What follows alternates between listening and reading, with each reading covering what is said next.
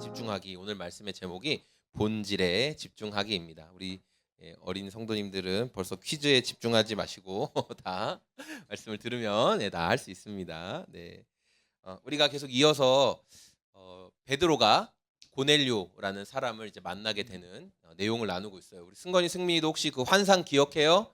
베드로가 보았던 환상 기억나나요? 네, 베드로가 보았던 환상이 있어요. 그 보자기 안에 엄청나게 많은 짐승들이 다 들어있었고 특별한 환상이었어요. 베드로는 어떤 환상인지 정확히 의미를 몰랐지만 성령 하나님이 어떤 사람들이 너 찾아올 건데 의심하지 말고 가라 이렇게 말씀하셔서 이제 베드로가 이 사람들을 따라가는 내용, 그래서 고넬료를 만난 내용이 오늘 말씀 가운데 기록되어 있었어요. 베드로는 굉장히 마음이 벅찬 시간을 가졌어요. 마음이 벅찬 시간. 우리 두 친구들도 며칠 전에 체육대회를 했죠. 운동회가 아니죠. 체육대회 했는데 체육대회 전날 마음이 설렜어요? 안 설렜어요? 승건 승민이 어때요? 설렜어요? 설렜대요. 약간 좋았어요. 예. 잠이 안 오죠. 맞죠? 잠이 안 와요. 다음날 체육대회 때 혹시 뭐 계주나 달리기 대표로라도 뽑히면 다음 전날 잠 못 자는 거예요. 그쵸? 난 어떡하냐 이러면서 막 기대되고. 베드로도 그랬어요. 베드로도 성령 하나님이 나한테 직접 어떤 사람들이 올 건데 그들은 이방인인데 너 그들 따라서 가라 이렇게 하니까 막 떨렸던 거예요. 도대체 왜 그러실까?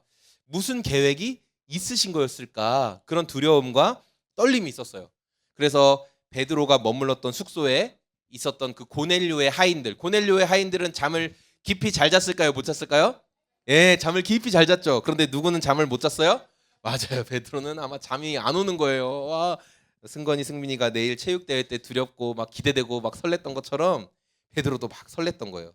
자, 이제 다음 날이 됐어요. 이제 고넬료의 집으로 여행을 떠나야 돼요. 길이가 한 50km 정도 되거든요. 그래서 여기 청주에서 대전보다 좀 더 가는 거리예요. 생각보다 멀죠. 네, 그러니까 하루 만에 갈 수는 없고 한 이틀 정도 열심히 걸어야지 갈 수 있는 길이었어요. 그래서 베드로가 혼자 가지 않고 자기와 함께하는 6명의 형제들, 유대인들이었을 거예요.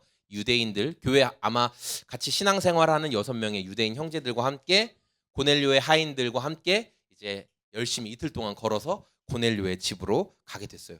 고넬료의 집에 정확하게 딱 도착했더니 고넬료가 자기 친척들, 형제들, 가족들을 다 모아놓고 베드로를 보자마자 바로 엎드렸어요. 그 자리에서 엎드렸어요. 그러니까 고넬료는 자기가 황제나 임금님이나 아니면 자기 상관들, 고넬료는 군인이었잖아요. 그렇죠? 장교였거든요. 로마 군대 장교. 그러니까 우리가 이렇게 뭐 군대에 있을 때 경례를 하죠. 예, 군 통수권자나 높은 사람들한테 경례를 하는 것처럼 고넬료는 자기가 할 수 있는 최고의 인사, 그걸로 뭐냐면 몸을 엎드리는 거예요. 예, 그렇게 베드로 앞에 최고의 예의로 엎드립니다. 자, 우리가 성경을 통해서 베드로라는 사람이 어떤 사람인지 알고 있기 때문에 베드로가 존경받을 만한 사람이지, 위대한 사도고 예수님이 아꼈던 그런 수제자 베드로가 맞지, 우리가 이런 생각을 할 수 있어요. 그렇죠? 그러나 고넬료 입장에서 보면요, 사실 베드로 아무것도 아니거든요. 베드로는 로마가 지배하고 있는 유대 나라의 그냥 어부였던 사람. 뭐 학력이 대단히 높은 사람도 아니고 지위가 아주 높은 사람도 아니고 로마 장교의 입장에서 보면 진짜 별 볼일 없는 사람이 베드로예요. 그런데 그런 베드로에게 먼저 자신을 낮추고 엎드려서 절하는 것은 진짜 어려운 일이었다는 거예요. 네. 자, 고넬료는 로마의 장교라는 자기 지위는 아랑곳하지 않고 사람들이 또 바라보고 있었을 거 아니에요. 고넬료의 가장 가까운 가족들, 친구들, 형제들이 보고 있는데도 아랑곳하지 않고 베드로에게 엎드렸어요. 그러니까 사도 베드로가 이런 고넬료를 보면서 그래, 고넬료 절 잘하는구나, 옳거니 이렇게 했어요? 아니에요. 그러니까 먼저는 베드로가 자기에게 절하는 고넬료를 향해 나도 똑같이 사람입니다. 나도 당신과 똑같은 사람입니다.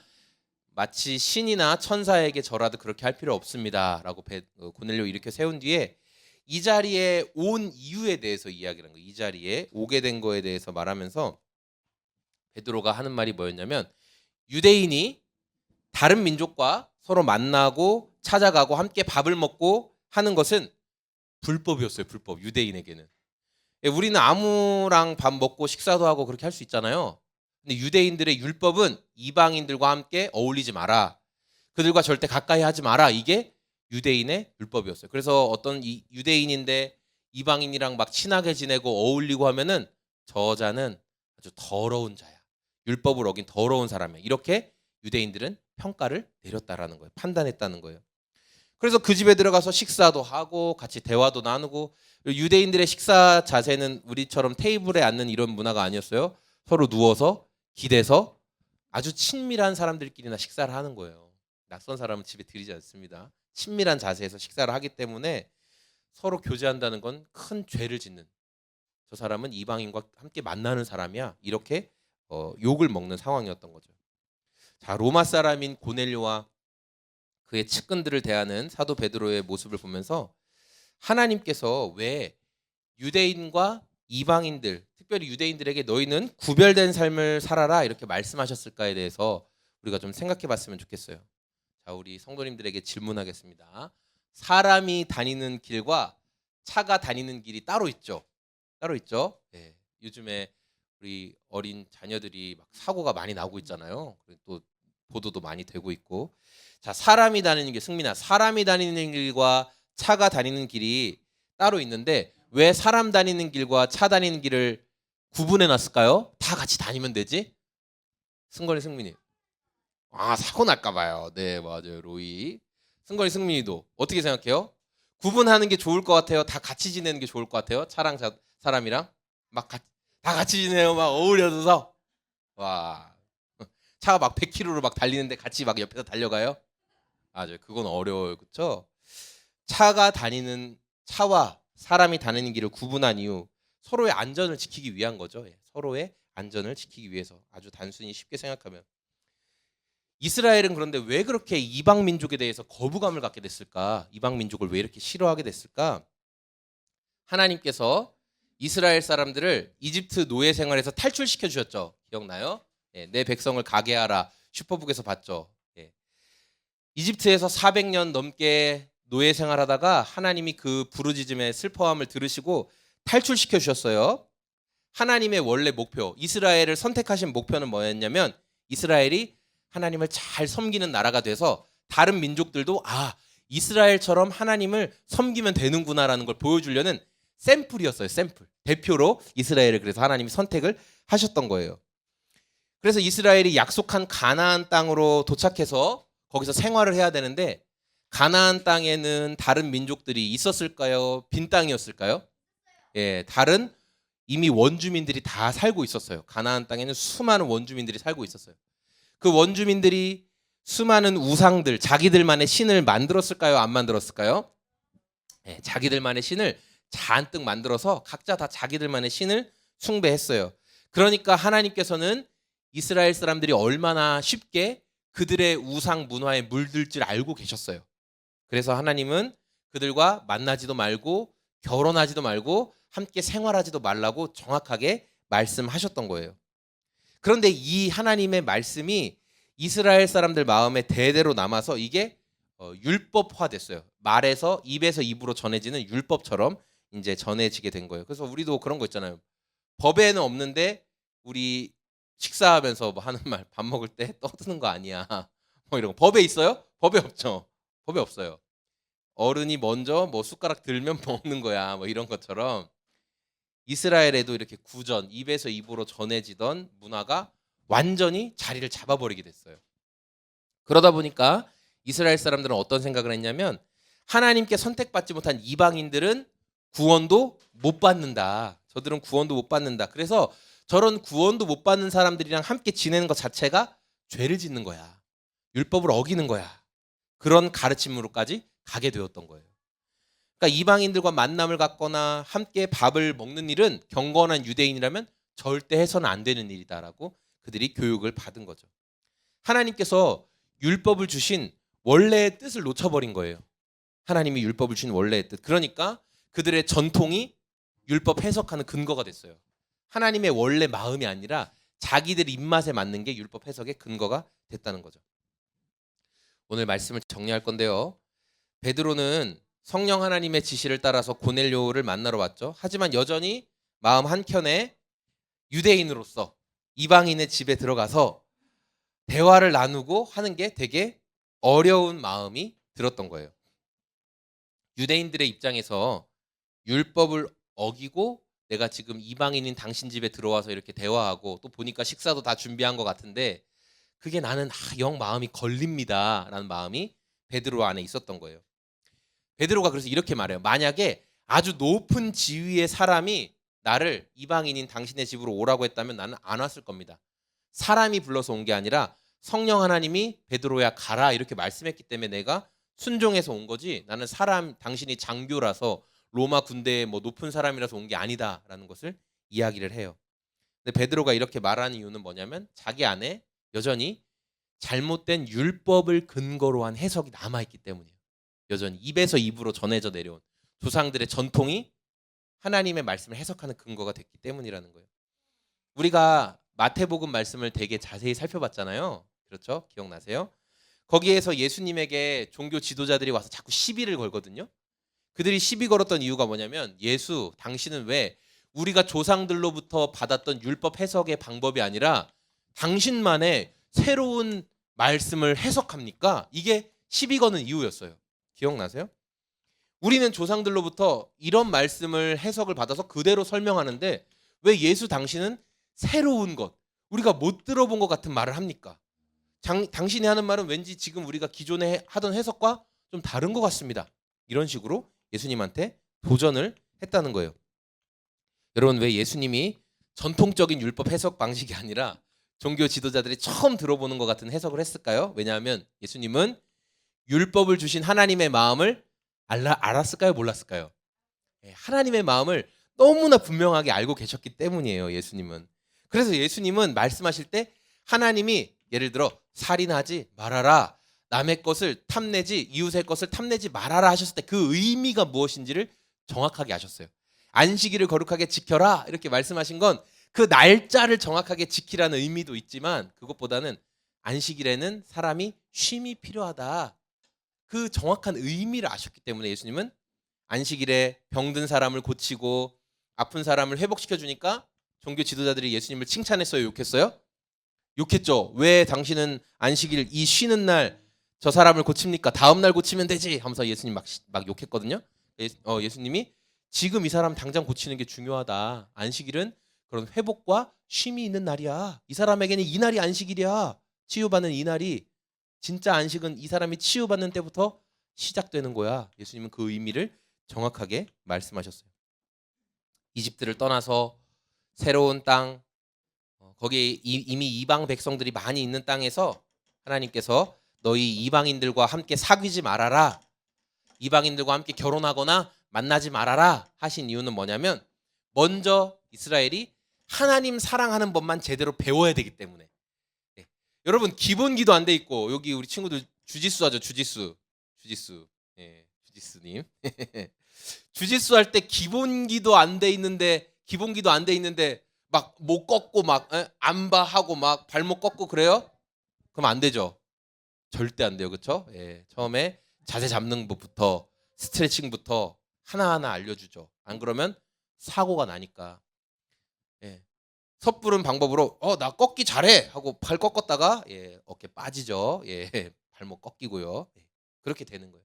그래서 하나님께서 이스라엘 사람들이 이방 사람들과 먼저 사귀기 이전에 하나님만 예배하는 법을 알아야 되기 때문에 이방인들과 교제하지 말아라, 그렇게 말씀하셨던 거예요.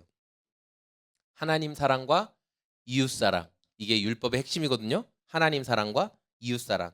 그런데 이 두 가지 핵심에서, 그러니까 이건 사실 어떻게 보면 하나예요. 하나님 사랑하고 이웃 사랑하는 건 한 가지인데, 이 핵심을 잘 이해하지 못하고 그냥 전통적으로 율법을 계속 해석하다 보니까 이방인들을 조롱하고 너네는 구원 못 받아, 그리고 너네 우리 가까이 오지도 마 하면서 배척하는 이스라엘의 모습을 보게 되었던 거예요. 그래서 우리가 여러분 삶 속에서 주님이 말씀하신 본질을 더 깊이 붙잡아야 되는 거예요. 오늘 이제 이 말씀을 준비하면서 본질이 뭘까 본질에 대해서 생각을 되게 많이 했던 것 같아요. 저희 집에 한 아이가 있는데, 한 아이가 양치하는 것도 엄청 싫어하고 목욕하는 것도 엄청 싫어하는 아이가 있거든요. 누군지 말하지 않았습니다. 너무너무 싫어해요. 그래서 양치하자 그러면 안 할 거야 하면서 도망 다니고요. 목욕하자 그러면 목욕 안 할 거야 하면서 또 도망 다녀요. 그래서 전 말하지 않았어요. 예, 그래서 목욕도 안 하고 양치도 안 해서 너무 막 냄새도 나고 막 그래요. 근데 안 해요. 엄청 진짜 20번, 30번 이야기해도 하지 않아요. 그래서 정말 무섭게 하고 막 데리고 가거나 그래야지 하는 신용을 해요. 근데 우리가 자녀들 똑같겠죠. 예. 자녀들에게 양치해라, 뭐 목욕해라, 또 이 시간 되면 자야 된다 하는 이유가 뭐죠? 그게 자녀들의 건강을 지켜주고 위생을 지켜주기 때문에 그렇게 하는 거죠. 예. 근데 그게 율법화가 되면 안 되는 거예요. 예. 어떨 때는 자녀가 너무 몸이 안 좋고 피곤하면 그냥 자도 되는 거죠. 근데 야 일어나 너 있나 너 샤워해야 돼. 너 목욕해야 돼. 왜냐하면 자기 전에 이걸 무조건 해야 되니까. 그런 게 율법화가 되면 안 되는 거예요. 사랑이라는 원리가 가장 중요한 원리인데 그걸 뛰어넘어서 그냥 율법화, 형식화 시켜놓으면 안 된다라는 것을 볼 수 있어요. 우리가 매일 성경 말씀하는데 제가 얼마 전에 그 올려드린 것 중에 슬로브앗의 딸들 이야기 혹시 기억나시는 분 있어요? 예, 예. 우리나라는 출가 외인이란 말이 있죠. 시집 가면 그 시집 가면 이제 친정에 있는 어떤 유산도 받을 수가 없는 그런 문화가 있었어요. 남자들만 땅을 이제 물려받는 그런 문화였거든요. 이제 그런 문화권에서 살았는데 슬로브앗이란 사람이 딸은 있는데 아들은 낳지 못하고 죽었어요. 그러니까 그 땅이 그 가문에서 이어지지 못하고 다른 사람에게 넘어갈 위기에 처한 거예요. 그러니까 슬로브앗의 딸들이 모세를 찾아가서 어떻게 했어요? 모세 선생님, 그 땅을 아버지의 이름으로 우리에게 주실 땅을 우리 딸들에게도 주세요 이렇게 말했어요. 그런데 그게 그 당시 문화에서는 말도 안 되는 거였어요. 그들의 전통으로는 이 요구는 잘못된 요구였어요. 그런데 모세가 그것을 가지고 하나님께 기도했더니 하나님이 뭐라고 하셨어요? 슬로브앗의 딸들의 말이 맞다. 맞다. 그 딸들에게 땅을 주어라 이렇게 말씀하셨어요. 이게 핵심이에요. 하나님이 아들들에게 땅을 분배해 주라고 했던 이유는 뭐냐면 가문의 이름을 어쨌든 계속 이어가니까 그렇게 이야기했던 거예요. 그러나 딸들은 절대 주지 마라 그런 건 아니었어요. 하나님의 마음은 그거예요. 만약에 이 딸들이 가문을 지킬 수 있다면 얼마든지 딸들에게도 땅을 주어라 하나님은 말씀하시는 거예요. 그게 하나님의 마음이에요. 그 대신 슬로브앗의 딸들은 자기 가문의 그 계통과만 결혼할 수 있었어요. 그 이름을 잃어버리지 않게 하기 위해서. 우리가 예배드리고 뭐 찬양하고 이렇게 생활하는 모든 것들 우리가 하나님 사랑과 이웃 사랑이라는 본질 안에서 진행되었으면 좋겠어요. 어제 그 저희 오나신 아내랑 제가 싸웠거든요. 어제 싸웠어요. 그래서 지금 굉장히 마음이 좋은데 그래서 막 울었어요 어제. 오랜만에 거의 이제 몇 년 만에 또 저 때문에 또 운 거예요. 그래서 제가 마음이 엄청 어렵더라고요. 또 설교도 이건 미리 준비해 놓은 설교인데 사랑, 본질 이건 제가 금요일 날 다 준비해 놓은 설교란 말이에요. 근데 어제 턱 싸운 거예요. 그러니까 제가 마음이 안 좋았겠죠 당연히. 마음이 너무 안 좋더라고요. 마음이 어렵고. 그래서 밤에 근데 평소에 항상 저는 이렇게 우리가 가만히 있으면 생각이 저을 때 여러분 좋은 쪽으로 안 가거든요. 저도 항상 나쁜 쪽으로 갔어요. 어떤 쪽으로 갔냐면 역시 나는 이렇게 목회를 할 자격이 없어. 그냥 이런 생각이에요. 내가 이렇게 하기 때문에 난 목회할 자격이 없고 아내에게도 이렇게 뭐 존중받거나 또 잘 섬기지 못하고 나는 이렇게 자격이 없어. 이런 마음이 항상 공격을 해요. 문제가 생깁니다. 그러니까 자녀들과의 트러블도 마찬가지예요. 그런 마음이 생겼을 때. 근데 거기에서 그치지 않고 그래서 평소에는 그렇게 하면은 뭐 이렇게 제가 저녁에 이제 노트를 쓰는데 노트에도 부정적인 말을 많이 써요. 거기에 부정적인 감정을 많이 기록해요. 나는 진짜 안 되는 것 같다. 난 너무 한심하다. 막 이렇게 쓰는데 어제는 어떻게 했냐면 그래도 하나님 도와주시고 저한테 힘을 주시고 하나님 다시 회복할 수 있게 기회를 주시고 적었어요. 하나님이 내가 고민한다고 답이 나오지 않고 하나님이 도와주실 것을 제가 믿습니다. 이렇게 했어요. 그리고 또 이제 저녁에 애들 다 자고 있고 할 때 그냥 아내한테 미안하다 이렇게 얘기했어요. 근데 엄청 진지하게는 못했고 그냥 지나가는 말로 아유 내가 미안해. 그래 내가 너무 이렇게 배려심도 없고 내가 잘못했어 이렇게 이야기를 했어요. 근데 그래서 저는 이제 다음 자기 전에 좀 걱정했거든요. 다음날 교회 안 간다고 하면 어떡하지? 네, 그런 사람이 아닌데 그런 인품이 아닌데 제 스스로가 너무 저한테 이제 실망을 해서 당신이 알아서 애들 챙겨서 교회 가세요. 나는 교회 안 갑니다. 어차피 내일 식사도 우리 승건이네 가정에서 또 준비해 주신다고 하니까 밥에 대한 염려도 없고 가버리셔 이렇게 할 줄 알고 아침에 제가 살짝 눈치를 봤거든요. 눈치를 살짝 보고 있는데 이게 또 뭐 준비를 하더라고요. 일찍 일어나서 교회 가려나 보다. 아이고 다행이다 그런 생각을 했습니다. 네, 여러분 제가 이제 이런 내용을 왜 나누냐면 이거 말씀 끝나기 전까지도 계속 할까 말까 고민했는데 저희가 또 한 가정이잖아요, 그렇죠? 이런 저의 연약함도 나눌 수 있다고 생각을 하기 때문에 여러분이 저를 판단하거나 어휴 저 인간 저거 목사가 뭐 싸웠대 저 인간 저거 자격도 없어 이렇게 판단하시지 않을 거라고 제가 생각하기 때문에 그렇습니다. 오늘 말씀에 나눈 것처럼 사랑이라는 가치를 우리가 모든 것들 뭐 자녀들을 대하거나 또 부부 관계 속에서도 내가 이 사람한테 이걸 요구할 때 이런 요청을 할 때 하나님 사랑과 이웃 사랑이라는 큰 그림 안에서 말하고 있는 게 맞나 아니면 내 욕심 뭐 나의 만족 나의 인정을 위해서 말하고 있는 게 맞나 우리가 주님 주신 그 말씀 한 번 더 진리를 한 번 더 생각하면서 우리 삶의 말과 행동과 태도를 점검해 봤으면 좋겠다라는 생각하게 됐습니다. 이제는 우리를 사랑하시는 하나님 아버지의 그 사랑하심과 그 놀라운 사랑에 순종하셔서 이 땅에 오심으로 십자가를 지시고 죽으시고 부활하신 예수님의 순종하심과 예수님의 그 놀라운 순종을 우리 평생의 삶의 증인으로 깨닫게 하시며 순간순간 새 힘을 공급하시는 성령 하나님의 우리 안에 함께 하심이 오늘 예배하며 예수님의 사랑을 더욱 닮아가기를 원하는 우리 소금제작소교회 모든 성도님들 머리 위에 그 은혜가 지금부터 영원히 함께 계실지어다.